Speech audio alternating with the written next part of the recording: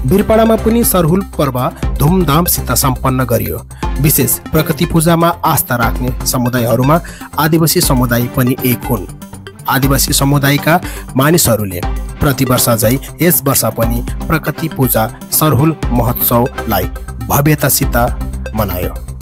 सरहुल पूजामा प्रकृतिका मुख्य तत्त्वहरू जस्तै बोट बिरुवा, जल अनि माटोको पूजा गर्ने प्रथा रहेको छ भने सालको बोटलाई देवी शारदाको वासस्थान मानेर यसमा पूजा गर्ने गरिन्छ।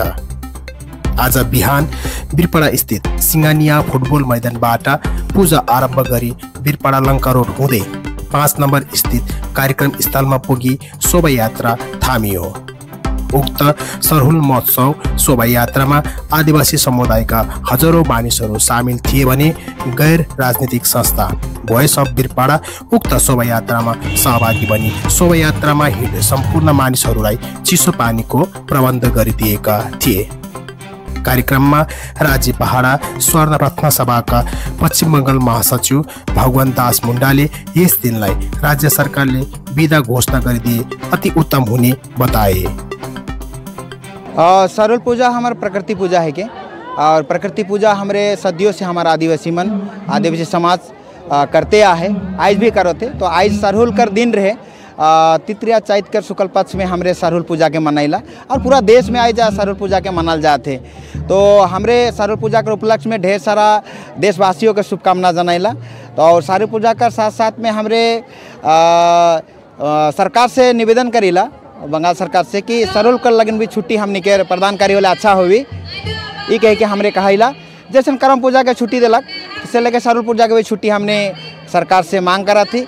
और कई बार हमरे प्रतिलिपि हमने माननीय मुख्यमंत्री के डीएम के थ्रू हमरे 2020 में और 2024 में भी हमने दे चुकी, लेकिन एखन तक हमने के छुट्टी के घोषणा नहीं कह रहे। अगर छुट्टी कर घोषणा सरकार हमने के करो थे तो बहुत बड़ा उपकार हुई। आज के प्रथमे আপনার চ্যানেলের মাধ্যমে আমি সমস্ত ভারতবাসীকে আমাদের প্রাকৃতিক পূজা আমাদের যে सरहुल মহোৎসবের অনেক অনেক শুভেচ্ছা শুভকামনা সবাইকে জানাচ্ছি। আপনারা সবাই জানেন যে আজকের এই দিনটাকে পুরো ভারতবর্ষের সঙ্গে সঙ্গে পুরো বিশ্বতে খুব হর্ষ উল্লাসের সঙ্গে এই পালন করা হয়।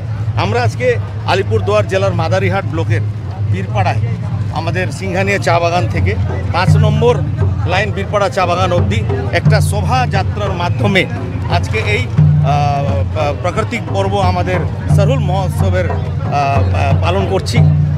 এরপরে আমাদের এখানে সাংস্কৃতিক অনুষ্ঠান এবং অনেক গেস্টরা আসছেন, তাদের কথা আজকের দিনের জন্য সবাই তুলে ধরবেন, সেগুলো শুনবো।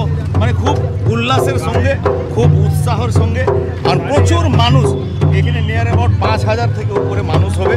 সবাই আজকে এই অনুষ্ঠানের যোগদান করেছেন। আমি আরেকবার পুনরায় আজকের এই দিনের জন্য সবাইকে অনেক অনেক শুভেচ্ছা জানাচ্ছি, অনেক অনেক শুভকামনা জানাচ্ছি।